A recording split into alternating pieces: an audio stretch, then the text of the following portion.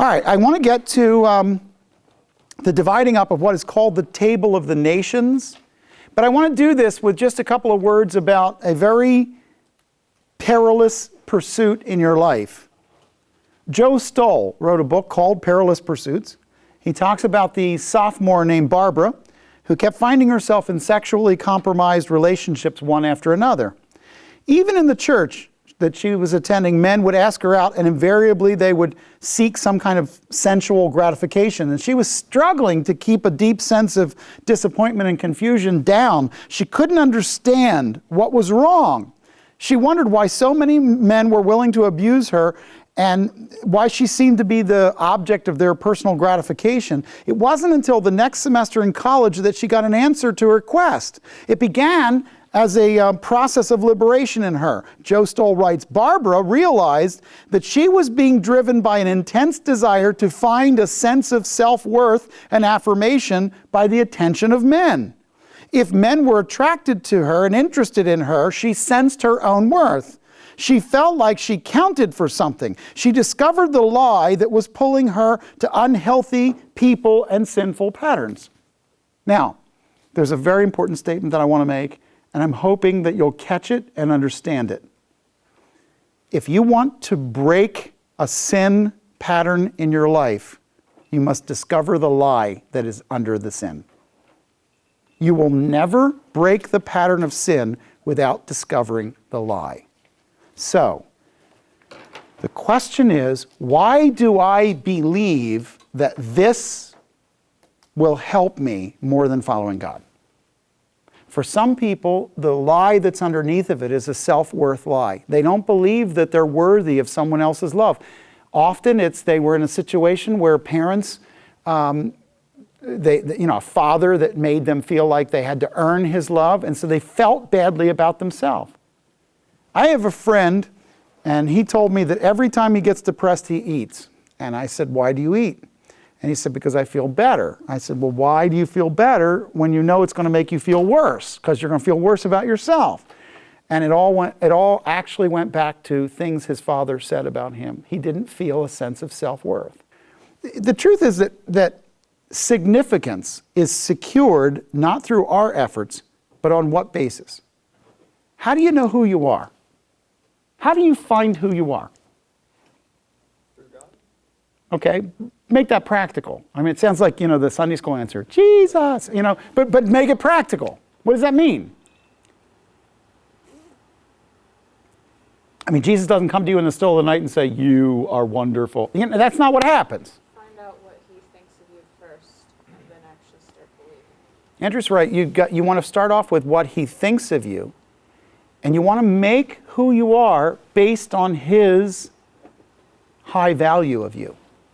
God doesn't make junk. He made you and he knows what he wants. And he made you with a special view toward who you are. Now, for some of you go, wait a minute, if God was involved in this, then why in the world did he put me in that home?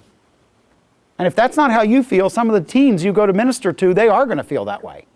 They're going to feel like, you don't know my dad. And here's what I'm going to tell you. Good or bad, helpful or unhelpful, God has a plan for you and knows where you are. Now, here's the thing. We're going to look at what, in chapter 10, we're going to call this the Table of Nations. This is a legal document in the history of mankind. It's called the Table of Nations. And I want you to see that the division of people came about in 4 specific ways. Now, here's the thing. Something happened, and the explanation of how it happened is sort of given you here. I want you to notice that in 10:1 it says, these are the records of the generations of Shem, Ham, Japhet, the sons of Noah, and the sons that were born to them after the flood. Now, again, let me remind you, that doesn't mean all the sons. It only means the ones that are in the story. There's lots of people born that aren't in the story, but this is the focal point of the story. You might want to put next to verse 2, Europe and Western Asia. Europe and Western Asia. This will be this is verses 2 to 5. The sons of Japhet, Japhet is the word for beautiful, Japhet or Japheth, were Gomer, Magog, Madai, Yavan, Tubal, Meshech, Tirash. The sons of Gomer were Ashkenaz, Rifat, Togarmah. The sons of Yavan, which is the word for white, the sons of the white, were Elisha, Tarshish, Kittim, Dodanim.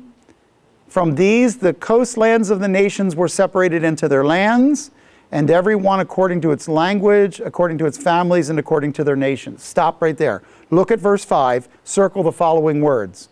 Lands, language, families, nations. When God divided the world, He divided it primarily based on the immediate family unit, the nuclear family, but He divided people according to lands, languages, families, nations. It is not wrong to say national development came because of God. The world will convince you, in your generation, they will convince you that multinationalism is the way to go. One world government. That nation state, you're going to hear Christians say, there's nothing in the Bible about God supporting national identity. Wait a minute, here it is. God supported national identity. He divided people according to nations. That doesn't mean that we don't love other people that are of other nations or value them. It's not wrong to love one's nation. It's not wrong to love one's family. It's not wrong to love one's land. And it's not wrong to love one's language. Now, right next to verse 6, Africa. And Africa, and the southeastern part of the Middle East, but Africa primarily, in verse 6, the sons of Ham were Cush and Mitzrayim. Mitzrayim is the word for Egypt in Scripture. And Put and Canaan, or Canaan. And then he goes on and tells you about all the cities. Do you notice that go to verse 10, the beginning of his kingdom was Babel and Erech and Akkad and Calneh and the land of Shinar. So Cush included what we would call the Middle East. So it's Africa, but it's also the Middle East, more or less Persian Gulf is what I would say.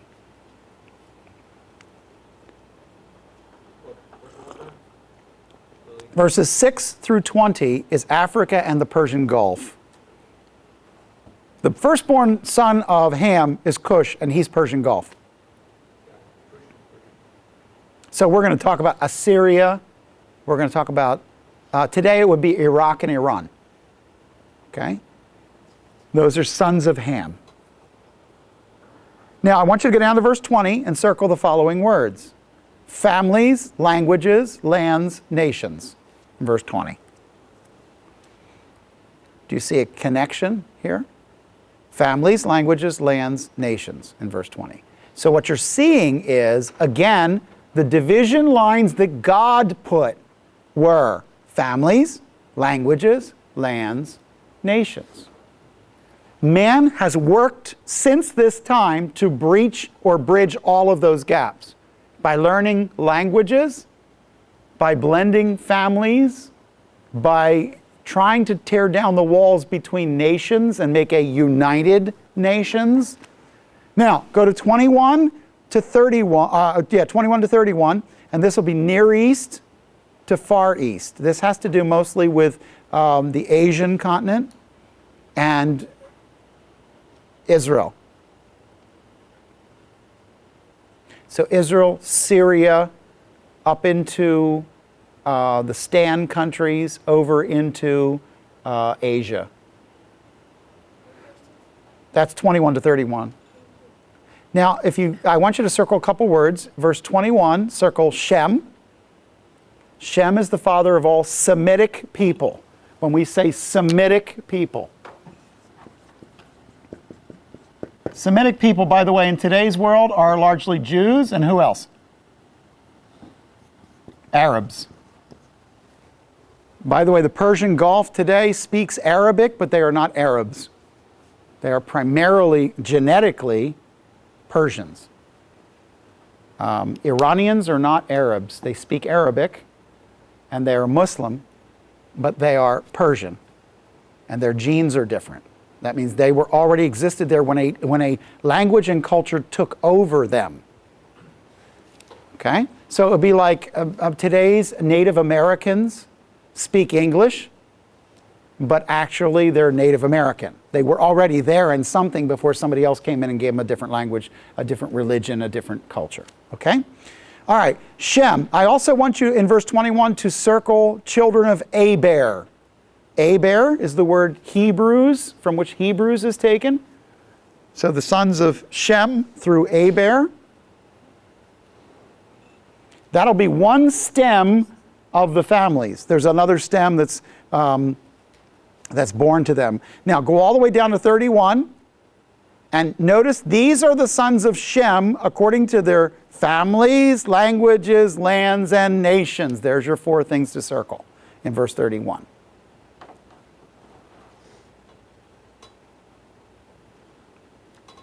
Let me just underscore that in verse 32, there's a summary statement. These are the families of the sons of Noah according to their genealogies. Genealogies means family bloodlines, right? So that's families by their nations. And out of these nations were separated on earth after the flood. In other words, already there existed a plan to move people out. But the question you would ask is, how did that happen exactly?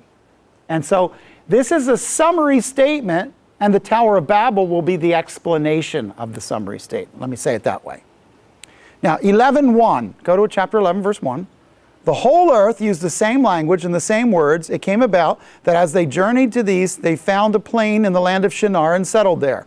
In other words, after the ark, he's not saying in 1032 that God took them off the ark and sent them to different lands with different nations. That's not what he's saying. He's saying that's where it ends. But now let me go back in 11:1 and tell you how it happened. So he's going, so let me explain that. So 1032 is like, this is the end point. 11:1 is, let me tell you the story of how that happened. Did anybody ever do that for you? They tell you the end of the movie, then they go back and tell you the movie. Okay, that's what, it's a spoiler alert. So in 1032, he spoils the whole story by telling you it ends with all people in different lands, languages, different families, and in different nations. So here's what I want you to see. They got off the ark, and what did everybody do? In verses 1 and 2 of chapter 11. Very quickly, this is easy. They got off the ark, and they all went East and settled in a single. So they went to a plain, a flat plain that had rivers in it, and they settled there. Everybody. Everybody was 8 people and wives, and I mean, it wasn't really a big group, right? So they settled, and everybody stayed together. But the interesting thing is, they found on the plain where they were living all they needed to build a society. Now, Shem, Ham, Japheth, and their wives knew God wasn't kidding about judgment. Why didn't their children's children's children know that? Because over time, right there on the plain of Shinar, they didn't pass on their faith. And so very quickly, things go south. And what happens is, remember the 3 chairs illustration from Sunday? Okay, go back to the 3 chairs. Noah, Shem, Ham, Japheth, the wives, they knew God was serious. But the next group heard about the story but didn't go through it. And saw people living without the fervor and passion that somebody who went through the story had. And the 3rd generation thought the whole thing was a farce. That's just something old people say, you know. The flood, come on, flood. It's probably people living right over the next hill and we just don't know them yet. And they just simply reverse and don't agree. I want you to remember something. Moral absolutes are essential to a society as a strong foundation. And just as essential as a foundation of a great building is, so are moral absolutes. The fact is your generation is denying moral absolutes. And that means we don't have anything to hold the country together anymore. If we can't all agree on what's good, then how do we hold it together? Our laws will keep adapting, and what used to be good will be evil. We will create rights out of a shifting morality, and then the country's fabric will pull apart. What holds the country together is a basic agreement on what's right and what's wrong, what's decent and what's indecent. Now what's interesting is when you take a look in 11:3, it says, they said to one another, come let us make bricks and burn them thoroughly. And they used brick for stone and they used tar for mortar. Why did they tell you that? What's in the heart of the people? They got off the ark, they're settling in a place, and it tells you about building and construction techniques. Why do you need notes on building and construction techniques? It's not saying they weren't living in tents, they were learning how to build cities. Yeah, they were driven by the need to produce something that was lasting. People who live in tents don't leave anything. And they saw the need to build something. I want you to see that that's a very good thing, but the problem is, you know how Satan works. He takes something that's a very good desire and torques it. How did verse 3 get torqued by the enemy? They wanted to build something and leave something behind. That seems okay. But the verse says not only that they wanted to accomplish something, but they wanted it to benefit each other. You know, companies in our society make profits. But if companies forget to give back to the land that helped them to build their company and to give back to the people that helped them build their company, then they end up abusing them. They end up taking advantage of them. Let me say it this way. We are America. If you cheat the government, you cheated me. You cheated everybody else in the room. We are America. That's all there is. There's nobody else to pay. The Chinese are not going to come in and pay our bills. We have to pay them. So when you cheat the community, you're cheating everybody else in it. Now, here's what I want you to see.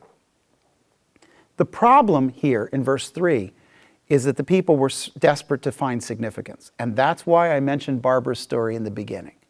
This is a story about how people tried to find significance, and as a result, they were built for significance, but they found it in the wrong place. Now, what I want you to see, I want to make a note to you, and it's an important note, but it's a little bit laborious, and I know we're just about to go to lunch, so focus for a minute on this one. Genesis 10 tells the story of the division of the nations, and the people were adapting. I want you to understand that God tells a story that He adapted people, that He broke them into nations. That is, that they were given genetic qualities in Adam and Eve, but it's here He begins to change what they look like.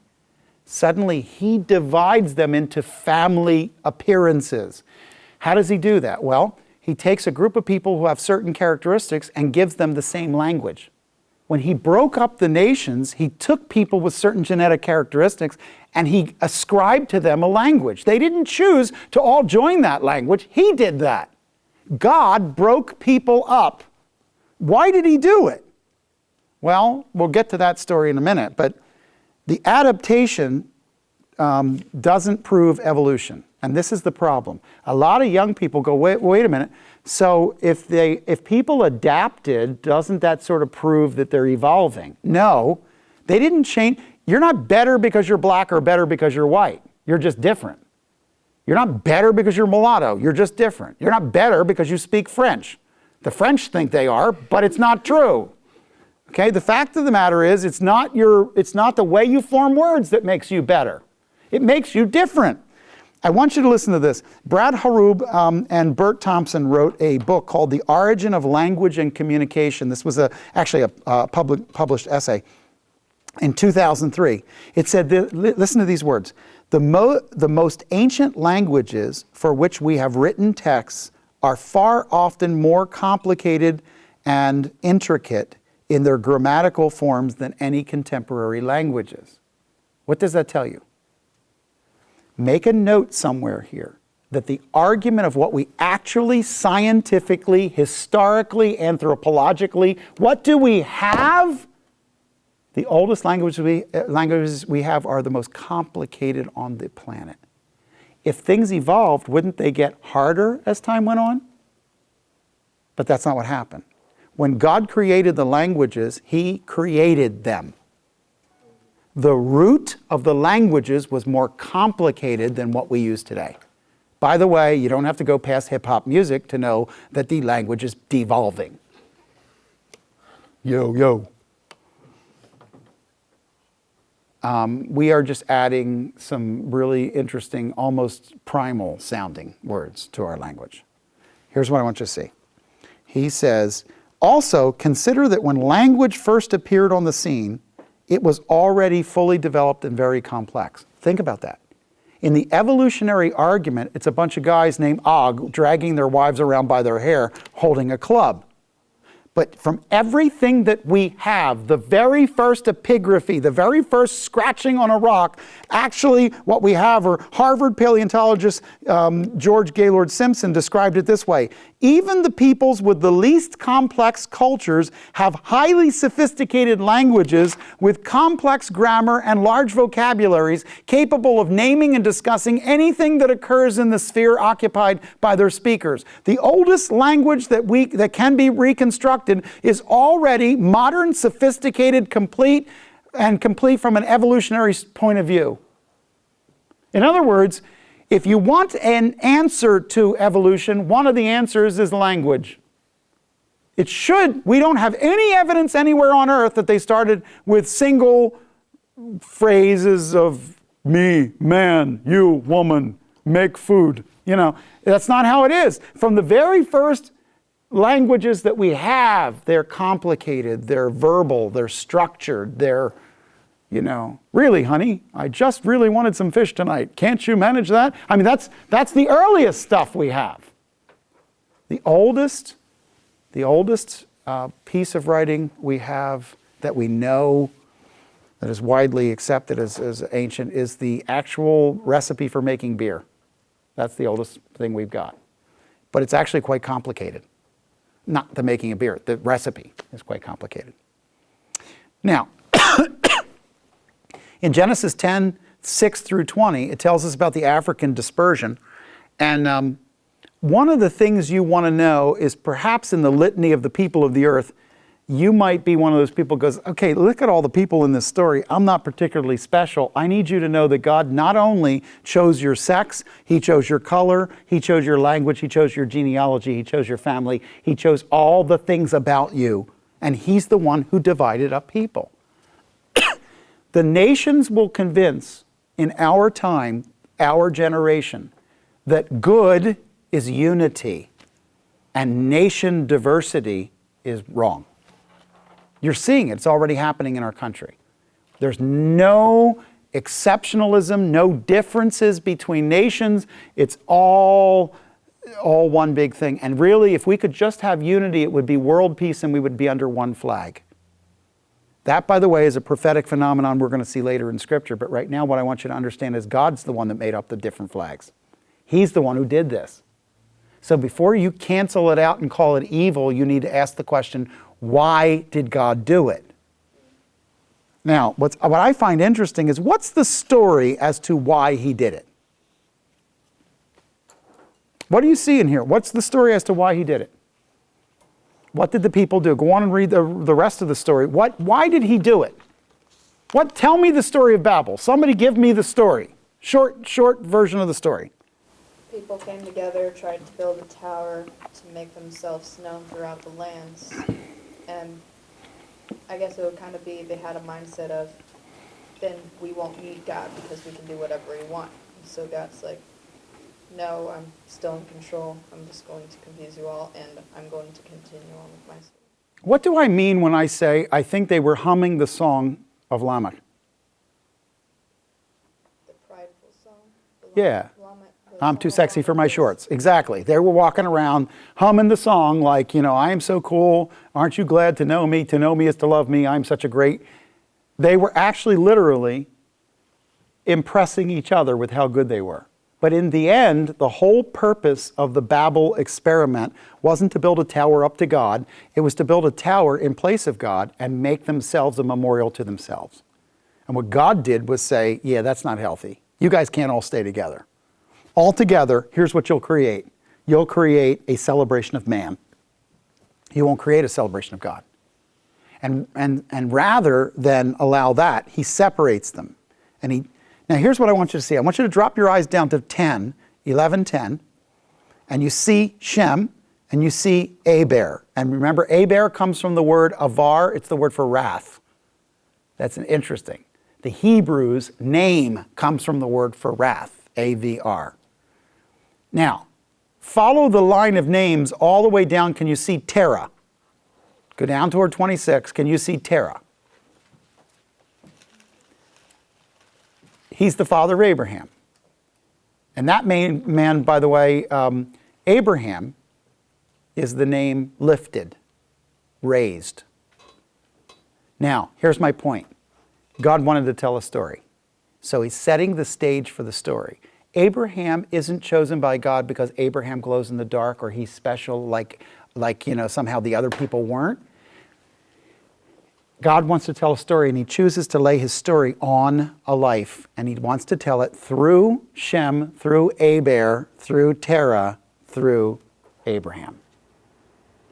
What I find is interesting is God chose specifically who he wanted to use to tell his story. When we come back, we're going to pick up this story. But here's what I want you to know about the beginning of Abraham. Abraham's story does not start in a startling way. Look at verse 27. His father and brothers were a real part of his life. That's what 27 says. These are the records of the generations of Terah. Terah became father of Abraham, Nahor, and Haran. Second thing I know about him is the end of verse 27, beginning of verse 28. His family faced tragedy and pain. It was a normal family. Haran became the father of Lot. Haran died in the presence of his father. Terah in the land of his birth, in the Ur of the Chaldeans. So his father and brothers were a real part of his life. He lived a regular life with regular tragedies, the normal stuff, sunrise, sunset, people die, people born. Verse 29, he had moments of great joy in the family album of his life. Abraham and Nahor took wives for themselves. That's a great album picture. The name of Abraham's wife was Sarai, and the name of Nahor's wife was Milcah, and the daughter of Haran, the father of Milcah and Iscah. And you're going, so what? And here's what I'm trying to say. This is a normal family. It's like every family you've ever known. Some good stuff, some bad stuff. The ugly cousin nobody likes. The weird uncle that, embarrasses the family. They got all of it. It's the normal family. And then you get to verse 30. And they struggled with some very personal reversals. What's the personal reversal in verse 30? Sarai was barren. Sarai was barren. She had no child. I want you to mark verse 30 because you're going to see that come up over and over. A motif is a picture that God uses over and over and over in a family. Girls, you don't have to feel this way. And I don't want you to necessarily feel this way. But in the biblical world, a woman didn't feel significant until a baby came out of her. Because that's when she left a mark that was forever. She left something behind. I was here. I want you to imagine as we go to lunch, can you imagine that you've never seen your name written down ever? Can you imagine living in a society that there are no contracts? People shake hands, there's goats, there's sheep, there's tents, but there's no contracts. You never read a newspaper.